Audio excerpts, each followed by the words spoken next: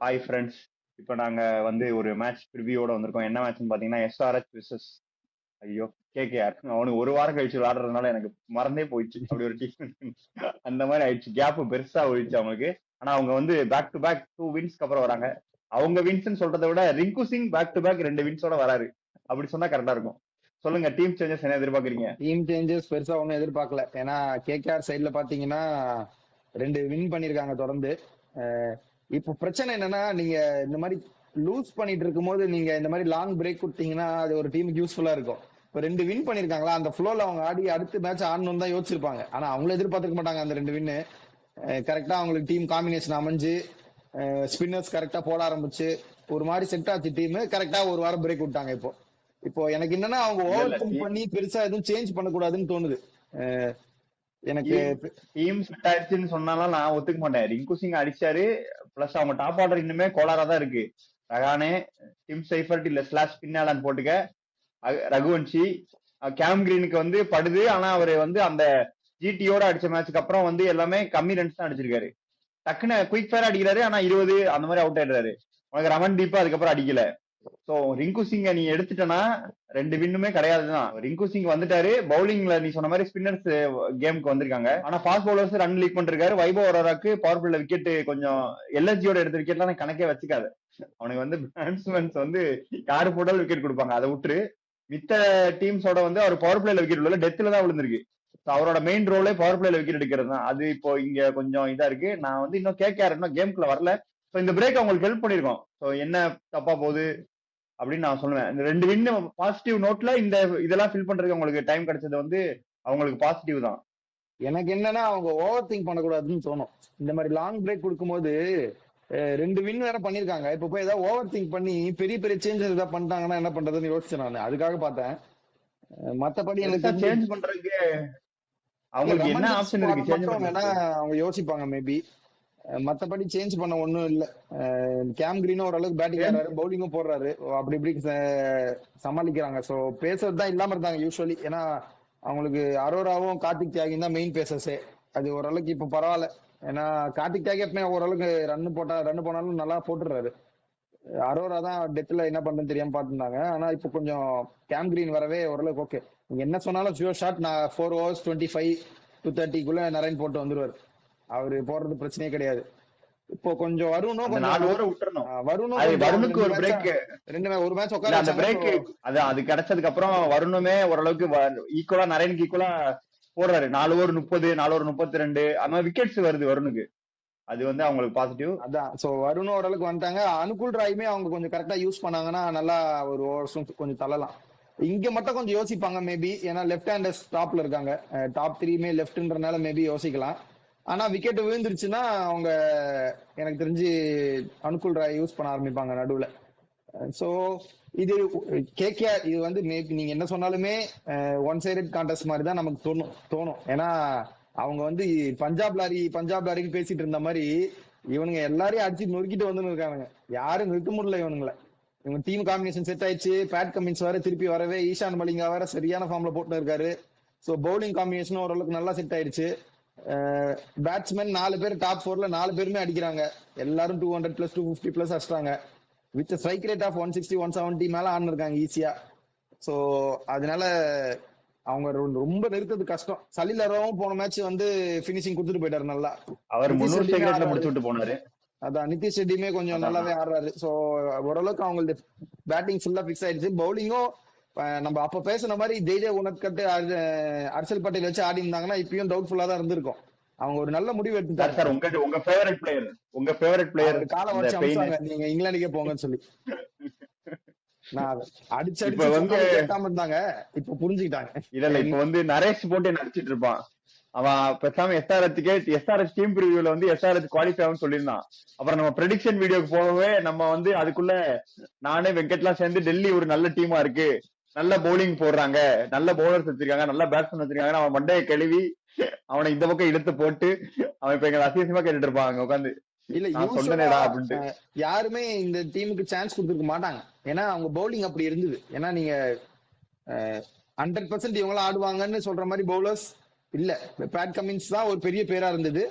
மத்தது அப்படி இப்படி சமாளிச்சுக்கலாம். ஏன்னா ஹர்ஷல் பட்டேல் 2 வாட்டி உங்களுக்கு பர்பிள் கேப் வாங்கியிருக்காரு. சோ அவர் பெர்ஃபார்ம் பண்ணுவாரு அப்படின்னு ஒரு யோகத்துல ஜெயதேவ் உனத்கட் வச்சு போட்டுக்கலாம். மேபி பிரைடன் கார்ஸ் ஆடி இருந்தாங்கன்னா அவர் கொஞ்சம் யூஸ் பண்ணிக்கலாம். அந்த மாதிரி தான் யோசிச்சிருப்பாங்கன்னு நினைக்கிறேன்.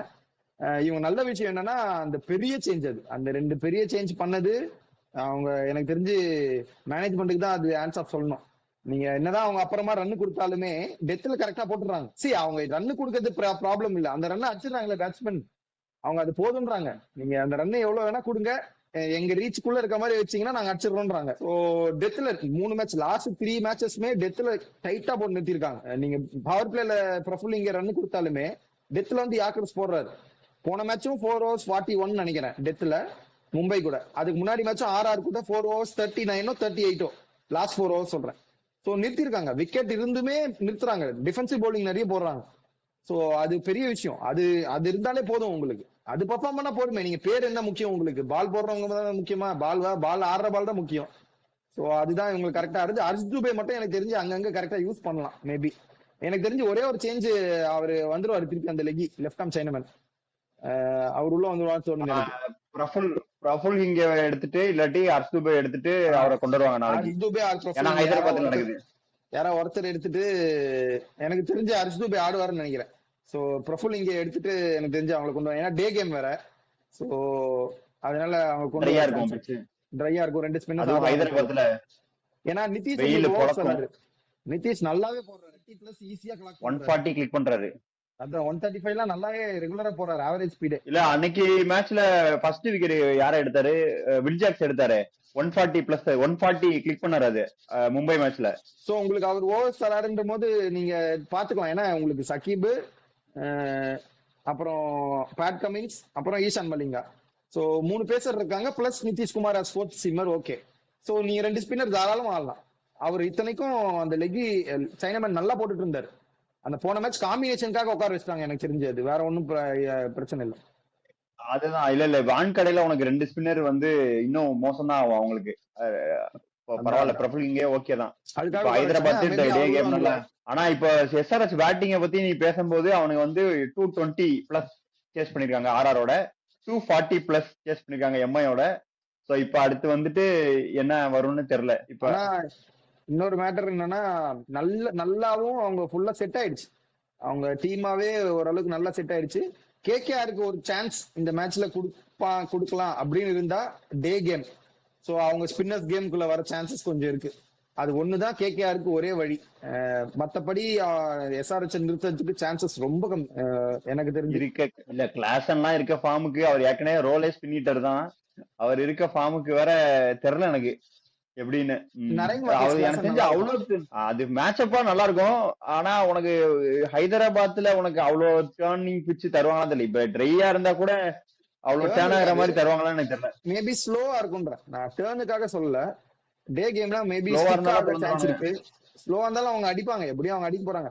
கிளாசன் எல்லாம் வந்து ஸ்லாக் எல்லாம் பண்ணல இந்த சீசன். அவரு ப்ராப்பரா ஆடுறாரு, நிக்கிறாரு, லூஸ் பால் கிடைச்சா ஆடுறாரு, தேவையானப்ப ரிஸ்க் எடுக்கிறாரு, அவருக்கு ரிட்டர்ன் கிடைச்சிச்சு, அவர் ஜாலியா ஆடுனிருக்காரு இந்த சீசன் ஃபுல்லா. அதுக்கு ஒரே எக்ஸாம்பிள் வந்துட்டு பும்ராவை எக்ஸ்ட்ரா கவர்மெண்ட் அடிச்ச 6, அப்படி ஒரு டிரைவ். அது ஸ்லோ பால் பும்ரா போட்டது. ரிஸ்க் ஃப்ரீ ஷாட்ஸ் நிறைய ஆடுறாரு. சோ நீங்க தேவையே இல்லை உங்களுக்கு ரிஸ்க், அவங்க ஜாலியா ஆடுறாங்க. எனக்கு அதுதான் மேபி அவங்க அது மட்டும் கொஞ்சம் பார்த்து ஆடிட்டாங்கன்னா ஓகே தான். 9 overs மட்டும், அதுவும் எனக்கு தெரிஞ்சு கிளாஸ் எல்லாம் ஆடி இருந்தாருன்னா அட்டாக் தான் உருட்டி. அவருக்கு ஆர்க்ல வந்ததுன்னா அடிப்பாரு. அது ஆள் நீ ஃபில்டர் வச்சு போட்டாலும் வைக்காம போட்டாலும் அவர் ஆர்க்ல வந்து அடிப்பாரு, இல்லாட்டி உருட்டிடுவாங்க வந்து வழக்கம் போல. அதுவும் இல்லாம நீ பவர் பிளேலயே தடுக்கணும் அவங்கள. அங்க ஒருத்தர் வந்துட்டு கிளாசன் ஈக்குவலா அங்க மேல ஒருத்தர் நின்னுட்டு இருக்காரு, அபிஷேக் சர்மா, ஆரஞ்சு தொப்பி சண்டைக்கு. ஐபிஎல் ஸ்டார்ட் பண்றதுக்கு முன்னாடி உனக்கு பேட் பிடிக்க தெரியுமா, இவனெல்லாம் இந்தியா டீம்ல இருந்து தூக்குங்கன்னு பேசியிருந்தாங்க எல்லாம். வந்தா இங்க ஆரஞ்சு தொப்பி போட்டு ஜம்முன்னு உட்கார்ந்திருக்காரு. இல்ல இப்ப ஆரஞ்சு தொப்பி உங்கள்கிட்ட தான் இருக்கு, நேத்து அடிச்சதுல அது வாங்கிடுவாரு.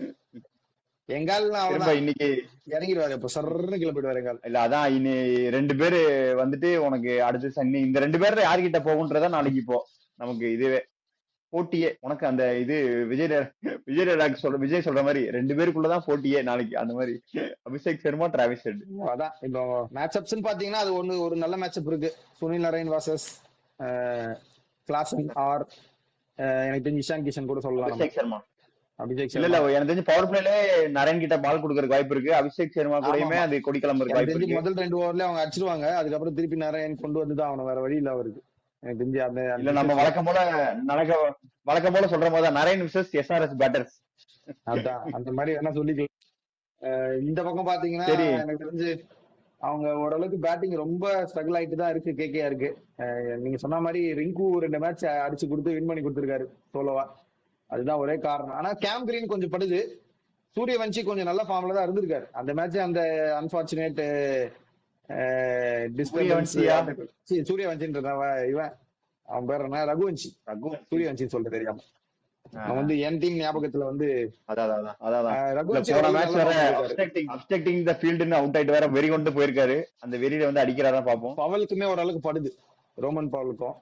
ஸோ அதான் டீசென்ட் பேட்டிங். டாப் ஆர்டர் மட்டும் எனக்கு தெரிஞ்சு கொஞ்சம் அவங்க அடிச்சாங்கன்னா, டீம் சைஃபர்ட் நல்லாவே படுது அவருக்கு. ஆனா அன்பார்ச்சுனேட்டா ஃபீல்டர் கை குத்து அவுட் ஆயிடுறாரு. ஸோ அது மட்டும் தான் எனக்கு தெரிஞ்சு. ஆனா இந்த பிச்சில் பட சான்ஸ் இருக்கு அவருக்கு. எப்படியும் ஃபிளாட் ட்ராக் தான் கொடுப்பாங்க இவங்க. சரி எனக்கு இன்னொரு டவுட். பேபி மலிங்கான்னு ஒருத்தர் ஊர்ல இருந்து வந்தாரே, அவர் என்ன? பேபி மலிங்கா நாளைக்கு ஆடுவாருன்னு நினைக்கிறேன். வாய்ப்பு இருக்கு. யார தூக்கிட்டு ஆடுவாங்க? அதுதான் நானும் பாத்துட்டு இருக்கேன். யார் எந்த ஃபாரினரை தூக்க போறாங்கன்னு தெரியல. எனக்கு தெரிஞ்சு டீம் சைஃபர்ட் வேணாம். இல்லாட்டி டீம் சைஃபர்ட்ட தூக்கிட்டு ரகுவன்ஷி ஓப்பனிங் ஆடிட்டு அப்படியே இறக்கிற வேண்டியதான். அவ்வளவுதான், என்ன பண்றது? அவ்வளவுதான். அவரு வந்துட்டாருன்னா கொஞ்சம் கிடைச்சிடும் உங்களுக்கு. நீங்க வேணும்னா நம்பர் 3 கூட அனுகுல் ராய் ஆடிக்கலாம். மேல சும்மா பிஞ்சிட்டர் மாதிரி கூட அனுப்பிக்கலாம். இல்லன்னா கேம் கிரீன் கூட தாராளமா ஆடலாம் நீங்க. சோ கேம் கிரீனா ஆடலாம் நம்பர் 3. எனக்கு தெரிஞ்சு அது மட்டும் ரிங்கு சிங்கின்னு கொஞ்சம் பால்ஸ் கொடுக்கலாம். அதான் ரிங்கு சிங்கின்னு கொஞ்சம் பால்ஸ் ஒரு ஸ்டெப் எல்லாரும் மேல போக ஆரம்பிச்சாங்கனாலே ரிங்கு சிங் மேல வந்துருவார். எனக்கு தெரிஞ்சு அது கொஞ்சம் பெட்டரா இருக்கும். எனக்கு தெரிஞ்சு பத்திரனா வராருன்னு நினைக்கிறேன். சோ அந்த ஒரு சேஞ்ச் எக்ஸ்பெக்ட் பண்ணலாம் அவங்க சைடுல இருந்து. பத்திரனாம வந்துட்டா கொஞ்சம் பவுலிங் இன்னும் கொஞ்சம் டீசென்ட்டா ஆயிடும். பார்க்கலாம். ஓரளவுக்கு டீசென்ட்டா தான் போகும். சரி வாங்க நம்ம ப்ரெடிக்ஷன் போய்டுவோம். இவனுக்கு நிறுத்துற மாதிரியே தெரியலையே. நம்ம கூட ஜாயின் பண்ணாத 3 பேருமே எஸ்ஆர்எச் சைடு தான் போயிருக்காங்க. எனக்கு தெரிஞ்சு நம்ம 2 பேரும் கூட எஸ்ஆர்எச் சைடு தான் போகணும்னு நினைக்கிறேன். இல்ல நான் வந்து சிம்பிளோட வந்துட்டேன். நானும் எஸ்ஆர்எச் சைடு தான், ஹரி எஸ்ஆர்எச் சைடு தான். சோ அவங்க ஜகர்நட்டை யார் நிறுத்துறாங்கன்னு பாப்போம். எஸ்ஆர்எச் அடுத்த மேட்ச் யார் கூட இருக்கு? எனக்கு நான் வந்து கேகேஆருக்கு சான்ஸ் கொடுத்துருப்பேன். அவங்க பேட்டிங் ஓரளவுக்கு யாராவது ஆடிந்தா, ரிங்கு தவிர கூட 2 பேர் ஆடினாங்கன்னா கூட ஏதாவது. ஏன்னா இவங்க 5 கேம் ஜெயிச்சுட்டு வராங்க. நம்ம வந்து சொல்றதா மிதப்புல வந்தா ஏதாவது கோளாறு பண்றதுக்கு வாய்ப்பு இருக்குன்னு சொல்லி கொடுக்கலாம். ஆனா இவங்க தான் யாருமே பேட்டிங் ஆடல, ரிங்கு தவிர. அப்ப என்கிட்ட கொடுக்குறது, அதனால எனக்கு ரிஸ்க் எடுக்க விரும்பல. நான் எஸ்ஆர்எச் அடுத்த கேம் நல்லா இருக்கும். SRH vs PBKS in Hyderabad. அதுதான், அது முக்கியமான கேம். அது ப்ரிவியூ நம்ம அங்க பேசுவோம், தொடர்ந்து பேசுவோம். இன்ட்ரெஸ்டிங் கேம்ஸ் நிறைய வருது இந்த வீக்ல. இல்ல டோர்னமெண்ட் டைட் ஆயிட்டே போகுது. ஏன்னா மேல இருக்கிற டீம் தோத்துருக்காங்க வரிசையா. ஒரு 3 கேம் தோத்துறதுனால கொஞ்சம் அதான் ஈக்குவல் பண்ண வராங்க, மேல ஏறி டைட் ஆகுது. சோ அடுத்தடுத்து நல்லா போயிட்டு இருக்கு. சோ நம்ம அடுத்து ஒரு மேட்ச் ரிவ்யூல உங்கள்ட்ட சந்திக்கிறோம். அதுவரை bye bye from Wolves vs Yogi and Hari. Bye bye. ஊர்ச்சிட்டி பயவல நினைச்சா நாங்கெல்லாம் வயிறு நிறைய சாப்பிடணும், வஞ்சனம் இல்லாம உழைக்கணும். அருமையான பாலிசி. Keep it